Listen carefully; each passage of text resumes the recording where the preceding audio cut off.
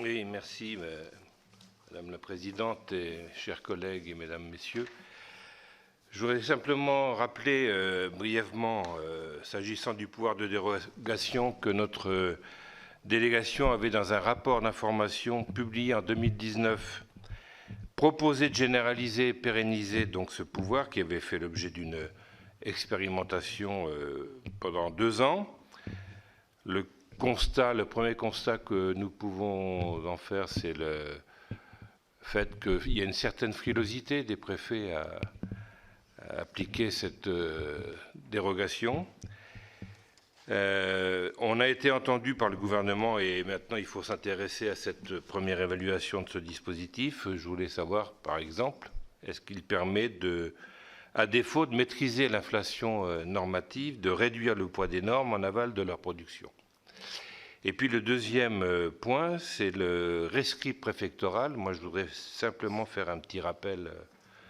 Il s'agit en fait d'une demande de prise de position formelle présentée aux représentants de l'État, en l'occurrence souvent le préfet, par une collectivité territoriale, et concernant l'interprétation d'une disposition ou législative ou réglementaire, s'appliquant à un projet d'acte de la collectivité, une délibération par exemple d'un conseil municipal, et si le préfet ne se prononce pas dans un délai de 3 mois, il est réputé ne pas prendre position. D'ailleurs, le rescrit, ce n'est pas une nouveauté, puisqu'il existe déjà dans le rescrit fiscal et l'urbanisme.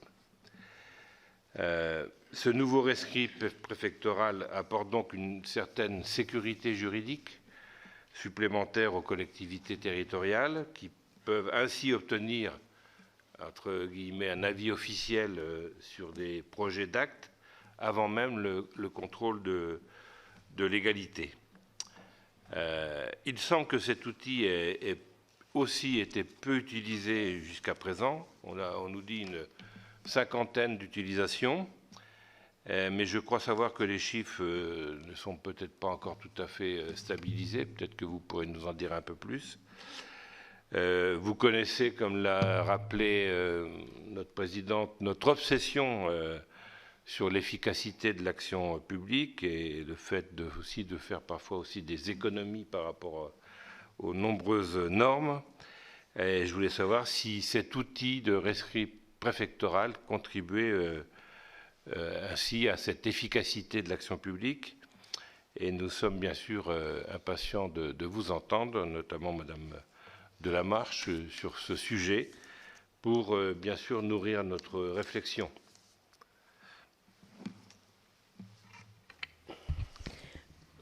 Merci.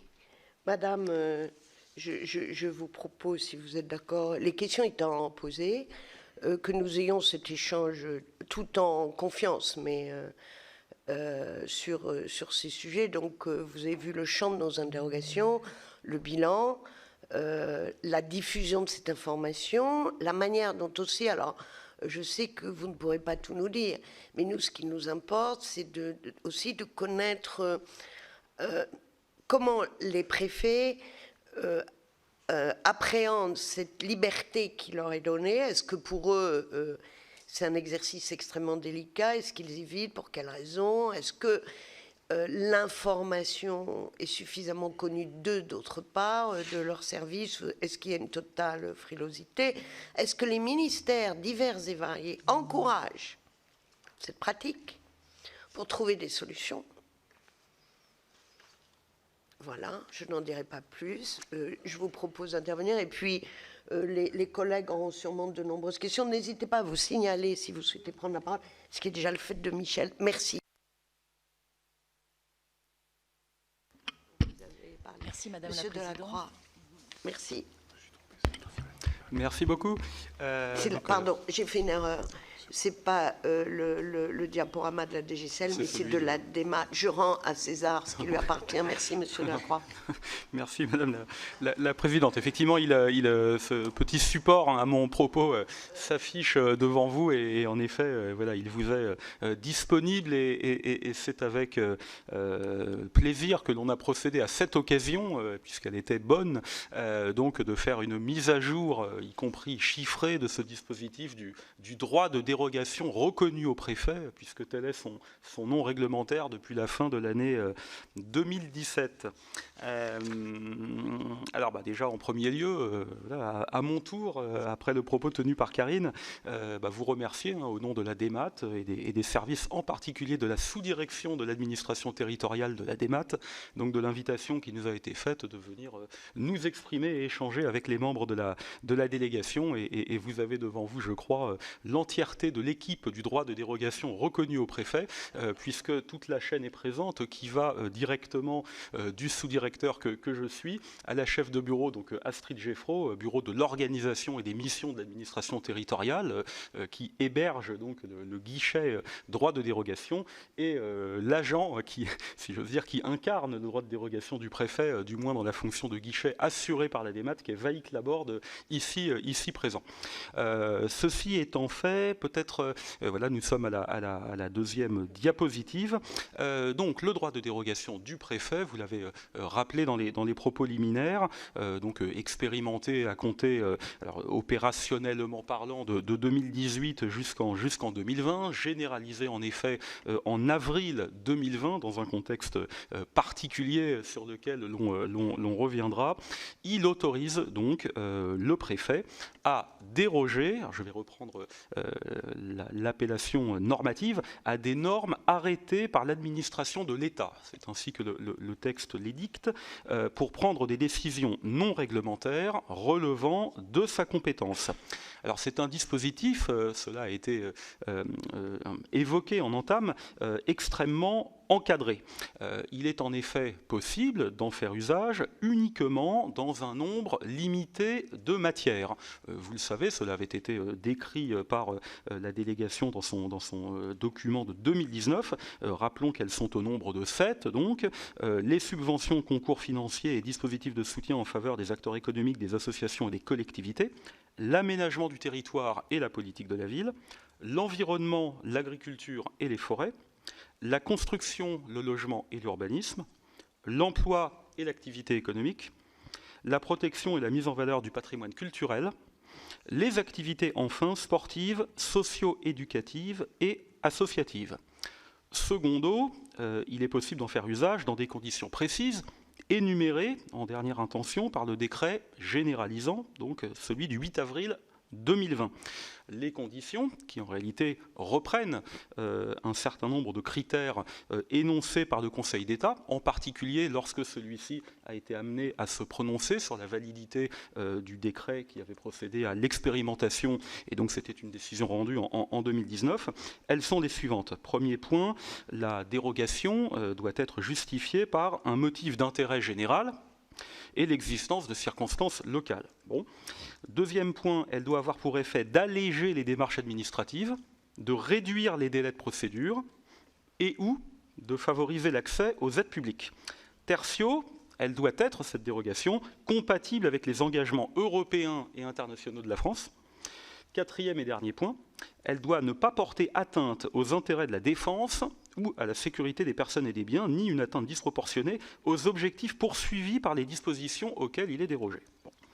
Je le disais donc, le Conseil d'État a fortement, puissamment contribué à l'encadrement du dispositif, que ce soit au moment de l'élaboration des décrets, y compris dans la phase première, puisqu'à l'époque, ce devait être une disposition de la loi ESSOC originellement, avant qu'il y ait disjonction et donc recours aux biais réglementaires, donc afin que les documents, les actes dérogeants, les arrêtés préfectoraux dérogeants soient rédigés de façon à garantir le principe constitutionnel d'égalité, ou lorsque le Conseil d'État donc a dû se prononcer sur sur la légalité des décrets attaqués par des associations spécialisées dans la défense de l'environnement. C'est intervenu donc à 2 reprises. J'évoquais tout à l'heure la décision, alors elle est du 17 juin 2019, par rapport au décret qui avait expérimenté. Et pour ce qui concerne le décret qui a généralisé, la décision du Conseil d'État a été rendue le 21 mars 2022. Ceci étant posé, peut-être pour passer à la procédure, parce que c'est l'un des points sur lesquels je pense l'on reviendra, ce sera donc sur les diapositives suivantes. Et dans ce cadre-là, alors voilà, vous allez avoir donc deux schémas qui présentent les choses. Alors, afin de mettre en œuvre le droit de dérogation, donc là nous sommes sous l'empire de la circulaire du Premier ministre du 6 août 2020 qui énonce ce cadre. Les préfets sont donc tenus de respecter une procédure. Alors, le niveau de signature de cette instruction, rappelons-le, souligne la volonté de développer un dispositif tout à fait interministériel et rappelle aussi le rôle éminent, j'ai parlé du Conseil d'État, mais joué également par les services du secrétariat général du gouvernement, parce qu'il a fallu poser bien sûr les grands jalons de ce dispositif. Et d'ailleurs, dans cette perspective, parenthèse, alors j'anticipe un peu sur la dimension comment mieux communiquer, je dis d'emblée que nous sommes convaincus qu'il nous faut en effet mieux et davantage communiquer. Voilà, je le dis sans embâche dès ce stade de mon propos. Mais donc une occasion, alors les choses ne s'arrêtent pas là, bien évidemment, mais a été fournie l'année dernière lorsque, en marge d'un comité interministériel de la transformation publique, les CITP, ce devait être en marge de celui de Vesoul en juillet 2021, donc un guide a été établi sous l'égide de la direction interministérielle de la transformation publique qui s'appelle En Action, le guide du préfet et des chefs de services déconcentrés, et dans lequel a été introduit une fiche pratique sur le recours au droit de dérogation. Et nous en parlons d'autant plus savamment que, bien évidemment, nous avons été les rédacteurs de la dite fiche. Je reviens à la procédure. Donc la circulaire de 2020 prévoit pour chaque projet une information du niveau régional et une saisine préalable obligatoire de l'administration centrale par le préfet souhaitant déroger. Je le précise, tel n'était pas le régime qui prévalait au moment de l'expérimentation, dans lequel donc cette information régionale et saisine préalable de l'échelon central était une faculté et non pas une obligation. Cela a donc été rendu obligatoire de par la circulaire de 2020. Donc concrètement, le préfet, dès lors qu'il a normalement informé l'échelon régional, le préfet de région ou le SGAR, saisit la DEMAT, BOMAT, enfin SDAD, BOMAT chez nous, en lui transmettant un projet d'arrêté accompagné d'une analyse justifiant le recours au droit de dérogation. Nous avons dès lors, nous-mêmes, côté DEMAT, donc à saisir la direction métier concernée du ministère concerné, lequel doit rendre, c'est un délai qui figure dans la circulaire de 2020, un avis simple, sous 15 jours. À l'issue, le préfet décide ou non de signer l'arrêté. Alors, petite mention, je reviens légèrement en arrière, je disais donc de 2018 à 2020, il n'y avait pas cette obligation, c'était une faculté. Bon, cela eût pu rester comme ça. Il a néanmoins été fait le choix donc de rendre cette saisine obligatoire. Voilà, très clairement, cela dérive, si j'ose dire, donc du souhait d'un certain nombre de ministères et d'administrations centrales de continuer de mieux contribuer à la sécurité juridique des décisions dérogatoires, donc en plaidant pour cette saisine donc obligatoire des administrations centrales. Clairement, je peux le dire d'ailleurs d'emblée pour en venir, mais dans les réflexions qui sont nôtres sur une évolution du dispositif, bien évidemment que cela fera partie des 3-4 grands points qui seront mis sur la table, puisque voilà, les voix sont nombreuses à monter, en particulier chez les préfets que nous consultons à cette occasion, mais pas que, peut-être on en s'en fera l'écho tout à l'heure, mais pour avoir une plus grande simplification du dispositif avec davantage de confiance laissée aux échelons déconcentrés et aux préfets, voilà, qui ont l'habitude, pour quantité d'autres démarches et prérogatives, de consulter les administrations centrales concernées. Et donc peut-être, voilà, ce sera bien volontiers que nous céderons le rôle de guichet qui nous est imparti depuis quelques années maintenant. En tout cas, nous plaiderons en ce sens. Donc je reviens sur la procédure. Peut-être on peut passer à la diapositive suivante, voilà, donc qui précise un petit peu ce que j'avais un petit peu anticipé dans mon propos. Bien évidemment, rappelons que le préfet voilà, peut ne pas signer. Il peut signer, quelle que soit du reste la teneur de l'avis qui lui est rendu dans les temps ou non parfois par les administrations centrales concernées. Ce qui pose d'ailleurs m'amène sur un sujet de chiffres, mais j'y reviendrai tout à l'heure. faire dans la partie bilan chiffré. Et donc peut-être sur un bilan un petit peu plus alors à la fois quantitatif et qualitatif, ce sera donc les diapositives suivantes.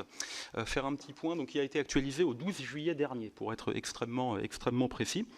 Alors, après plus déjà de 4 années de mise en œuvre du dispositif, expérimentation incluse, donc on le verra dans les diapositives suivantes, nous avons eu connaissance, côté des maths, nous avons eu connaissance de 576 dossiers relatifs aux droits de dérogation, dans l'expérimentation, dans la généralisation. Ces 576 dossiers, je ne parle pas encore d'arrêtés préfectoraux, concernent au total 76 préfectures de département, bon, les 3/4, et 10 préfectures de région, une majorité. Si maintenant je raisonne en termes d'arrêtés préfectoraux, dûment signés et communiqués à mes services. Là, nous sommes à tout compris, 393 arrêtés préfectoraux de dérogation, un petit peu moins de 400. Là-dessus, petite analyse rapide sur ce quantum de 393, 299 ont été pris par l'échelon départemental, 21 l'ont été par des préfets ultramarins, des hauts-commissaires, et 73 par des préfets de région. Alors là-dessus, je le dis juste pour complétude, on a regardé qui avaient été ceux, au-delà des mutations et des départs des uns et des autres, mais qui ont le plus recouru au droit de dérogation depuis la période de l'expérimentation. Et donc nous avons en numéro 1 le préfet de la Sarthe, qui au total, quel qu'il soit, a pris 16 arrêtés de dérogation. Puis vient le préfet, la préfète de région Centre-Val de Loire, avec 15 arrêtés précisément au 10 juillet, 15 arrêtés connus de nous, j'y reviendrai. Puis enfin, le préfet de la région Auvergne-Rhône-Alpes, avec 13 arrêtés. Et puis je terminerai le top 4 avec le préfet de la Vendée, avec 10 arrêtés. Donc on voit quand même une petite prévalence ouest ligérienne, un petit peu qui domine en la matière. Quoi qu'il y a aussi juste après le préfet de l'Oise, avec également 10 arrêtés. Alors peut-être sur les chiffres. Donc je vous disais tout à l'heure, il s'agit là des arrêtés qui sont connus de nous.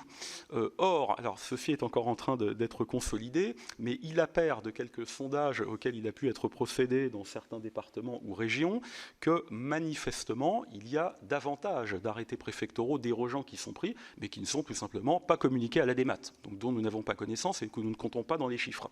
Alors, il n'est pas encore, donc évidemment c'est un chiffre caché, je ne le connais pas, néanmoins les sondages pourraient nous amener à penser qu'on pourrait être sur un rapport au maximum du simple au double par rapport aux chiffres que je disais, ce qui donne la fourchette. On passerait donc de 400 arrêtés à possiblement 800.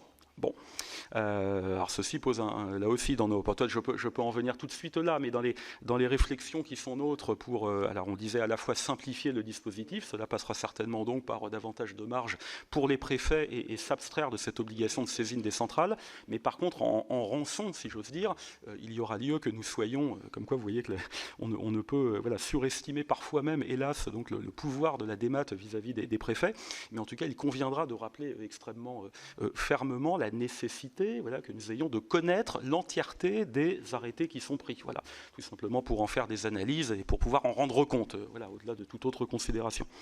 Alors, si je prends mon échantillon donc, de 400 arrêtés, la très très grande majorité, puisque c'est 291 pour être précis, concerne le domaine des subventions, concours financiers et dispositifs de soutien, donc essentiellement la DSIL et la DETR.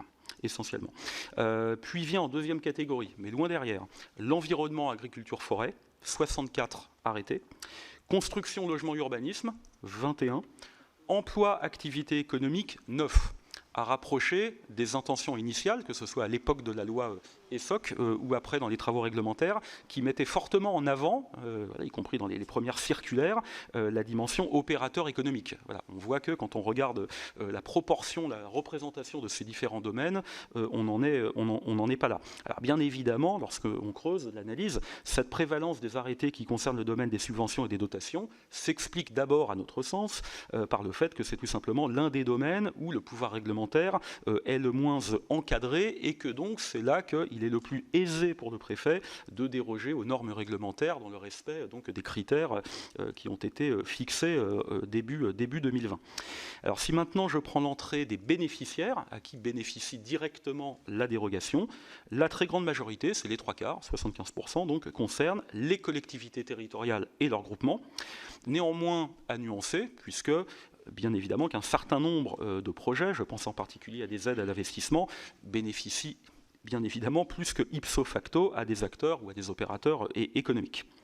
Alors tout ceci amène un certain nombre de problématiques, de difficultés que nous voyons, que nous observons et qui devront nous conduire donc, dans les mois qui viennent à peut-être voilà, corriger le tir. Donc si l'on passe à la diapositive suivante, donc, qui donne un certain nombre d'items pour ce qui concerne ces difficultés. Alors le premier, là ça fera directement écho et on ne s'était pas parlé avant avec les propos liminaires, c'est sur la connaissance du dispositif. Tout simplement. Alors même si cela tend quand même à évoluer plus favorablement depuis 2021 par rapport à, voilà, si j'avais eu l'occasion de faire cette intervention il y a 2 ans, voilà, on va dire que cet usage du droit de dérogation s'est fait, j'utilisais le terme, de manière raisonnée. Donc voilà, effectivement, les difficultés qui s'affichent, les problématiques, on va dire, voilà, un usage raisonné, bon, depuis la généralisation, puisque au total, à ce jour, donc depuis 2020, nous sommes à 206 arrêtés préfectoraux, hein, depuis un petit peu légèrement plus de 2 ans, même si on sait que le vrai chiffre est un petit peu supérieur. Mais en tout état de cause, voilà, on est loin d'une proportion importante par rapport à l'entièreté des décisions administratives prises chaque année par les préfets en différentes matières. Bon, d'autre part, toujours pour ce qui concerne la période de la généralisation, là on tombe à un peu plus de la moitié des préfectures qui depuis 2020 ont effectivement pris au moins un arrêté de dérogation. Donc on voit bien une répartition qui demeure très inégale. Alors je ne peux pas, je vous parlais tout à l'heure de ce contexte d'avril 2020 et j'en sais aussi quelque chose ayant pris pour ma part mes fonctions en mai 2020, donc 1 mois après le décret qui avait généralisé, voilà ce contexte tout particulier qui prévalait alors donc de premier confinement Covid et voilà, il est vrai que tout ceci a engendré un flux d'activités et de préoccupations et d'efforts de communication ou d'investissement sur les dispositifs qui ont certainement limité la possibilité de faire une communication soutenue sur ce dispositif du droit de dérogation du préfet. Alors néanmoins, je pourrais reprendre les propos de ma collègue Karine. Hein. Effectivement, nous aussi, on en parle dans les réunions de préfets, dans les réunions de secrétaires généraux, lorsqu'il y a les nouveaux arrivants, alors que ce soit le DEMAT qui reçoit, ou le secrétaire général qui reçoit les nouveaux préfets ou nouvelles préfètes, ou moi-même et Astrid qui recevons parfois les nouveaux secrétaires généraux. Il y a le guide que j'évoquais, il y a cette circulaire de 2020, nous avons un espace collaboratif numérique de travail donc pour les préfectures dans lequel on trouve un certain nombre de documentations, mais il y a manifestement voilà, plus et mieux à faire. Et en effet, très clairement, un champ qui reste très largement à défricher pour nous, c'est le sujet de l'information des élus. Puisque là, c'est vrai que très clairement, du côté de l'administration centrale aujourd'hui, voilà, cela n'a pas été jusque-là une préoccupation, je le dis très directement. Ce doit être, je l'espère en tout cas, au moins je crois que c'est le cas dans peut-être un quart des cas aussi, on doit être à peu près dans la même proportion, mais le souci des préfets, des secrétaires généraux ou de ces préfets, mais voilà, il faudra faire davantage et donc nous mettrons cela aussi sur la table dans nos discussions sur la suite du droit de dérogation du préfet. Alors peut-être deuxième, alors je l'ai un peu évoqué tout à l'heure, deuxième point de complexité ou voilà, d'interrogation nous concernant, tout simplement le simple respect donc, de la procédure mise en place en 2020. Manifestement là aussi, l'information du niveau régional, voilà, on va dire qu'elle paraît pudiquement peu réalisée. Et quant à la saisine préalable de la centrale, donc elle n'est aujourd'hui pas toujours effectuée. Cela nous pose des difficultés, mais les répondre ne signifie pas forcément durcir, je le disais tout à l'heure, cette obligation de saisine, c'est peut-être de réfléchir sur un assouplissement du dispositif. Hein. Bien évidemment, je ne méconnais pas ce que j'indiquais il y a quelques minutes. Et donc, on n'a pas connaissance, je le disais tout à l'heure, de l'ensemble des arrêtés pris en la matière. Alors, pourquoi ces entorses? Je pourrais aussi évoquer, d'ailleurs, il y en a deux autres du reste. Il y a, pour ce qui concerne l'obligation de motivation des arrêtés qui sont pris en matière de droit de dérogation. C'est vrai que la circulaire de 2020 énonce tout un dispositif extrêmement conséquent et assez, peut-être pas unique, mais en tout cas assez rare pour ce qui concerne la motivation des arrêtés préfectoraux qui dérogent, bien au-delà des règles de droit commun édictées par la codification en matière de relations entre les usagers et l'administration.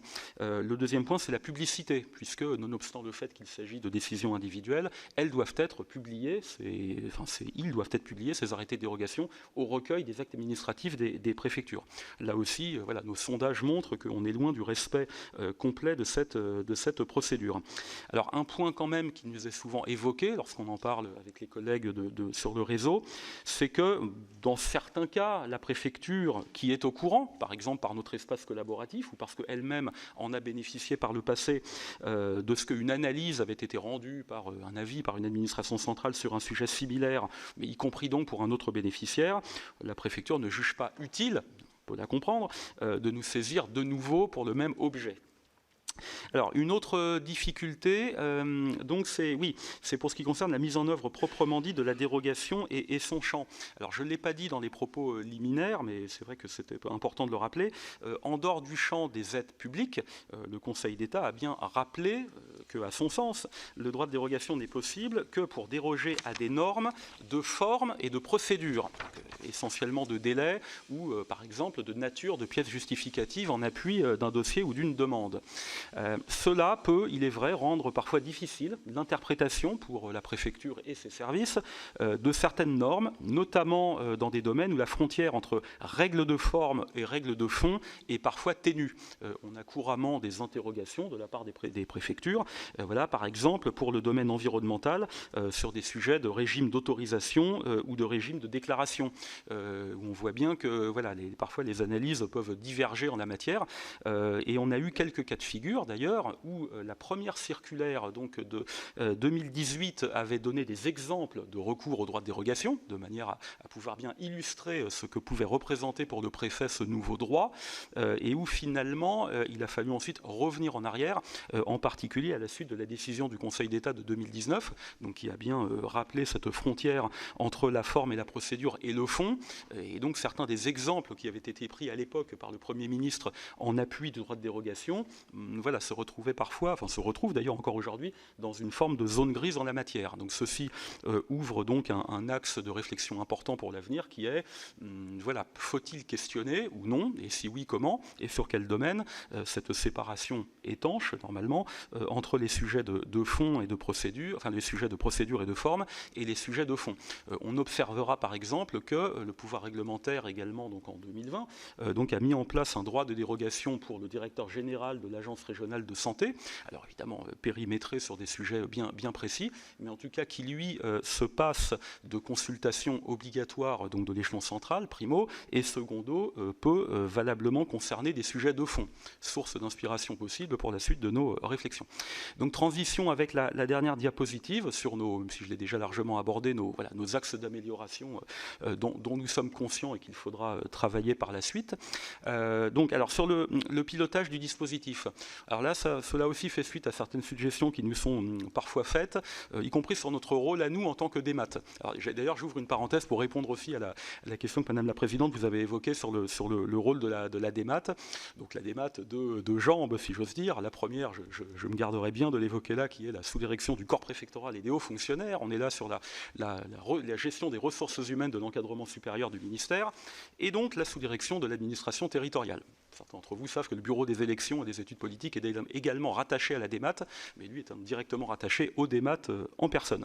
Donc la SDAT que je représente, et dont le BOMAT est l'un des 4 bureaux, a à la fois, et je salue certains sénateurs et sénatrices ici présentes, que j'ai l'occasion de croiser dans le fil des échanges budgétaires sur les 2 programmes que nous gérons, donc le programme 354, Administration territoriale de l'État d'une part, et le programme 162, Intervention territoriale de l'État de l'autre. Donc ça, c'est notre vocation budgétaire donc de soutien des préfectures, des sous-préfectures, des secrétariats généraux communs désormais, mais aussi du fonctionnement des directions départementales, interministérielles et des directions régionales.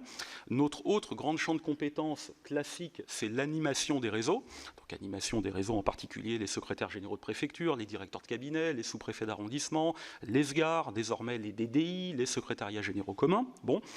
Et puis le troisième point, c'est le sujet de la performance. Alors celui-là, il va avec en particulier le suivi du programme 354. Ce sont les indicateurs de performance que nous suivons. Karine a pris un exemple tout à l'heure d'un indicateur, un nouvel indicateur concernant le rescrit. Et donc le quatrième point, qui est directement dans le champ de compétences des services d'Astrid, c'est les pouvoirs des préfets. Et donc nous sommes, on parlait tout à l'heure de la norme et du souci d'intangibilité de la norme. Nous sommes les gardiens vigilants, donc en particulier du décret de 2004 sur les pouvoirs du préfet, qui évidemment n'évolue point sans que nous ne soyons dûment associés à cette évolution. Et donc dans ce cadre-là, c'est ainsi, et c'est pour cela, c'est par rapport à cette compétence pouvoir du préfet, et au fait que cela nous plaçait déjà en interaction quotidienne avec les différents ministères, qu'a été fait le choix de confier donc à l'ASDAT et au BOMAT la mise en place de ce guichet droit de dérogation du préfet. Néanmoins, nous sommes conscients qu'il nous faut passer d'une logique peut-être pour dire l'expression, garde-triage, où finalement on fait le lien entre un préfet et une administration, puis entre une administration et un préfet, à quelque chose de plus proactif et de plus piloté, y compris pour établir un dialogue, pas compétitif, mais presque, avec les directions et les ministères concernés, dès lors que, pour ne donner que cet exemple, que l'on s'aperçoit qu'il y a, par exemple, plusieurs dizaines d'arrêtés qui dérogent sur un sujet bien précis, peut-être est-ce là un signal, on le sait, mais on n'en a pas encore forcément tiré toutes les conséquences, de ce que la réglementation elle-même, en fait, doit évoluer, puisque manifestement, il y a là une récurrence de quelque chose qui ne parvient pas à bien s'appliquer sur le territoire. Et alors, certaines directions ont déjà anticipé, et je sais en particulier que la Direction générale des collectivités locales réfléchit, donc, et nous allons les voir prochainement, sur ces sujets de dotation et de subvention, constatant encore une fois les plusieurs centaines au moins d'arrêtés qui sont pris sur cette seule matière. D'autre part, donc le deuxième point, je l'ai évoqué à l'instant, donc sur inciter les ministères à bien tirer les conséquences des dérogations récurrentes. L'assouplissement de la procédure, c'est ce que je disais tout à l'heure, on pouvait comprendre, je ne renie pas le rôle qui a été nôtre donc durant les années bien évidemment de l'expérimentation. On était quand même sur un dispositif dont le Conseil d'État et le rapporteur donc en 2017 a bien rappelé le caractère fortement novateur, puisqu'on n'était plus dans une dérogation permise par ou le pouvoir législatif ou le pouvoir réglementaire, mais dûment périmétré dans son but, dans son contenu, dans son champ possible, mais vraiment dans une dérogation qui part par le bas avec une compétence générale, certes, sur 7 domaines que j'évoquais tout à l'heure. Donc voilà, besoin d'assouplir les choses. Donc en particulier sur le sujet donc de la saisine de l'échelon régional et de l'échelon central. Je vous ai fait part de l'avis de votre serviteur il y a quelques instants de cela, en contrepartie d'une transmission intégrale des textes, encore une fois. Et le deuxième point, c'est donc la réflexion sur l'extension du domaine du droit de dérogation, si j'ose dire. Alors là-dessus, il y a eu 2 périodes. J'ouvre une incise. On avait déjà sollicité les préfets en 2019, lorsqu'il y a eu l'étape de l'évaluation, donc à l'automne 2019, donc du droit de dérogation. C'est vrai qu'à l'époque, j'ai bien relu les documents qui avaient été faits à ce moment-là. Bon, les préfets interrogés étaient pour le coup, extrêmement prudents et clairement n'étaient pas demandeurs de toucher au périmètre du droit de dérogation. Voilà. Considérant que tout cela était encore tout récent, rappelons que la circulaire donc remonte au printemps 2018, les premiers arrêtés, je crois, sont intervenus presque à l'été 2018, donc voilà, un peu plus d'1 an après, il paraissait encore un petit peu prématuré pour re-questionner le champ même donc du droit de dérogation. Entre-temps, 2 ans et demi ont passé, et donc les préfets que l'on interroge aujourd'hui se questionnent et nous font part d'interrogations sur certains champs, en particulier l'urbanisme, en particulier le sujet des transports. D'autres que nous avons sollicités, plus à titre d'expertise, nous évoquent d'autres sortes de compétences. Il y a des réflexions sur la notion des zonages, par exemple, ou encore sur un sujet qui n'est pas énuméré dans la liste des 7 matières du droit de dérogation, c'est l'organisation des services publics et de la comitologie afférente. Parfois aussi, on peut se heurter à en tout cas, on peut constater que les préfets peuvent avoir du mal. On a eu un cas il n'y a pas très longtemps, par exemple, sur la mise en place de conseils locaux de sécurité et de prévention de la délinquance, pour aller un petit peu au-delà de ce qu'aujourd'hui le droit prévoit lorsqu'il faut un CLSPD ou un CISPD. Voilà, dès lors que l'on veut, pour des raisons totalement objectives, pour des communes qui sont exactement placées dans la même situation du point de vue de la sécurité et de l'ordre public, on se heurte encore, par exemple, à ce type de règles. Ça pourrait être un peu intéressant, en tout cas, de se poser la question d'une éventuelle extension du droit de dérogation en la matière. Bon, évidemment, on est à l'aube et aux prémices de tout ceci, mais je voulais quand même vous l'évoquer par complétude, et donc je crois que vos travaux nous serviront aussi d'apport immédiat dans la réflexion qui est la nôtre en la matière. Voilà, Madame la Présidente, Mesdames et Messieurs.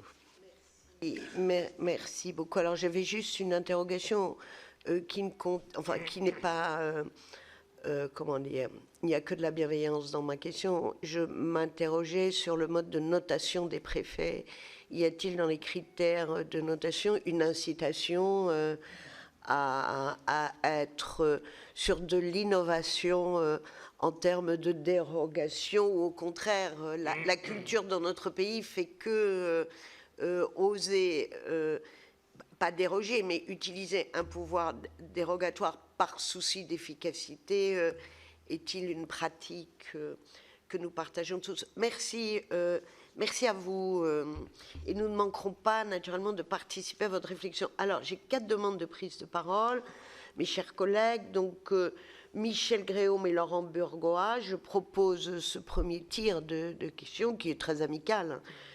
Et ensuite, nos 2 collègues qui travaillent très activement sur les services déconcentrés de l'État, donc Agnès Canayer et Éric Kerrouche, ont aussi souhaité intervenir à la fois pour alimenter votre rapport, et Monsieur Charles Guené, pardonnez-moi, voilà. Donc Michel, puis Laurent Burgoa, tous les 2. Sonia, pardon. Ah oui, je n'ai pas un regard à 360 degrés. Je voudrais passer la parole à notre premier vice-président, Rémy Pointreau. Oui, merci Madame la Présidente. Merci Monsieur Delacroix, Madame Delamarche, pour votre éclairage sur le rescrit et le pouvoir de dérogation. On voit bien qu'il y a un vrai problème de communication et d'information vis-à-vis des élus, qu'ils soient maires ou présidents de communautés de communes ou départements et de régions. Et je vois bien qu'il y a aussi une frilosité pour les préfets d'en parler aux élus. Moi, j'ai souvent tendu la perche aux préfets devant les associations des maires, quand on fait nos assemblées générales, et les préfets en général, ils sont assez muets sur le sujet, de peur peut-être d'avoir des demandes pléthoriques de dérogation. Et je pense qu'il serait peut-être bon, alors je ne sais pas si vous avez la capacité de venir devant nos assemblées générales d'élus pour pouvoir en parler, parce que ça me semble important de pouvoir peut-être avoir une démarche plus offensive sur les pouvoirs de dérogation. Et sur les rescrits, on a un peu l'impression, alors c'est ce que disait ma collègue tout à l'heure Agnès Canayer, sur la frilosité des préfets par rapport aux notations, peut-être aussi. Ils ont peut-être peur. Et si vous voulez finalement que vous ayez toutes les dérogations qui vous soient transmises, il faudrait peut-être faire l'inverse, c'est-à-dire plutôt mieux noter les préfets qui font beaucoup de dérogations et de rescrits, ce qui permettrait peut-être justement d'avoir tous les retours à votre niveau pour pouvoir les étudier plus facilement. Donc voilà, moi je voulais savoir si on pouvait peut-être mieux informer les maires et quel était votre rôle par rapport à cela pour éviter au préfet de le faire devant une assemblée de maires. Ça viendrait peut-être plus facilement de votre part. Merci Madame la Présidente. Monsieur le Sénateur, on a bien entendu votre demande d'une démarche plus offensive sur la notation des préfets. Peut-être qu'on passera le message simplement parce que ce n'est pas de notre ressort, ni de l'un ni de l'autre. Mais oui, je vous rejoins sur le fait qu'il faut qu'on communique. On a une initiative aujourd'hui, par exemple, pour la mise en œuvre d'une réforme où on travaille en partenariat avec l'ensemble des associations d'élus. On fait également des formations vis-à-vis des AMF locales. Donc on peut, là c'est pour la mise en œuvre d'une réforme, mais on pourrait dupliquer, réfléchir à comment on fait ça. Et puis également, ce que nous souhaitions faire, c'est des webinaires avec les préfectures. Prenons les atouts de la Covid et utilisons-le à la fois pour sensibiliser les services du contrôle de légalité, certes, le corps préfectoral est l'interlocuteur privilégié des élus, mais au niveau des services du contrôle de légalité, pour que cette proposition vienne également d'eux, puisqu'il y a des échanges entre services qui sont quand même très réguliers. Mais bien noter votre demande à ce que les mesures soient mieux connues, et je crois qu'on partage l'un comme l'autre le souhait d'une évaluation et de savoir si les mesures sont effectivement utiles et si elles doivent être revues. Merci.